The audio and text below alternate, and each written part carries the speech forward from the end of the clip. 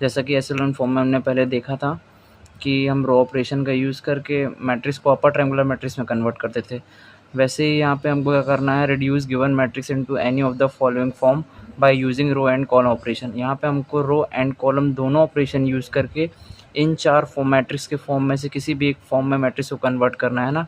I R means क्या हो जाएगा, आर क्रॉस आर की आइडेंटिटी मैट्रिक्स आपकी, ठीक है। इसके लिए मैंने एक एग्जांपल लिया हुआ है यहाँ पे, ये find rank A equals to 1 1 2 1 2 3 0 -1 by normal form. तो सबसे पहले क्या करना था हमको, यहाँ पे 0 है तो यहाँ पे 0 बनाना है। तो ऑपरेटिंग R2 में ऑपरेशन लेके लगा दिया R2 माइनस R1। तो R2 ये है आपका, R2 माइनस R1, तो 1 - 1 0 हो जाएगा, 2 - 1 1 हो जाएगा, और 3 - 2 क्या हो जाएगा, 1, ठीक है। उसके बाद हमने रो 1 में कोई ऑपरेशन नहीं तो एज इट इज़ आ जाएगी, रो 3 में कोई ऑपरेशन नहीं तो एज इट इज़ आ जाएगी। उसके बाद क्या किया हमने, कॉलम ऑपरेशन लगा दिया, क्योंकि इसमें हम रो और कॉलम ऑपरेशन दोनों यूज़ कर सकते हैं, ठीक है। तो C2 में अपने ऑपरेशन लगा दिया C2 minus C1, and C3 में ऑपरेशन क्या लगा दिया C3 माइनस 2C1।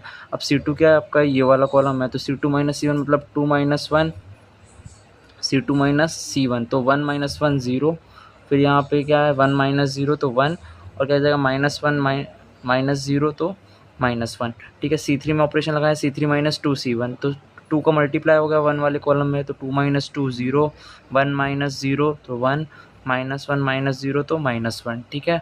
उसके बाद हमने क्या किया, अगेन ऑपरेशन लगाया हमने, ऑपरेटिंग क्या ऑपरेशन लगाया है, R2 tense to R2 plus R3 है ना।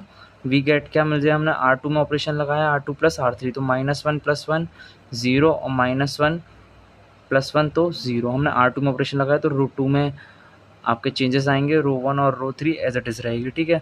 उसके बाद नेक्स्ट ऑपरेशन हमने किस में लगाया है, अपना C3 में। क्यों लगाया है C3 में, क्योंकि हमको यहाँ पे 0 चाहिए, हमको आइडेंटिटी मैट्रिक्स में कन्वर्ट करना है, वो चाहे वो 2x2 की में कन्वर्ट कर लो या 3x3 में, जितने में ऑर्डर की आइडेंटिटी मैट्रिक्स में कन्वर्ट हो रही होगी हम उतने में करेंगे, ठीक है। तो C3 में ऑपरेशन लगा दिया C3 minus C2 we get, ठीक है। C3 माइनस C2 तो -1, -1 तो +1 हो गया, तो यहाँ पे 0 आ गया, ठीक है। नेक्स्ट ऑपरेशन क्या लगा आपका, हमने क्या किया, इसको चेंज कर लिया, क्योंकि आइडेंटिटी मैट्रिक्स में कन्वर्ट करना था, तो R2 और R3 को आपस में इंटरचेंज किया, तो R2 R3 इंटरचेंज हो गए आपस में, है ना।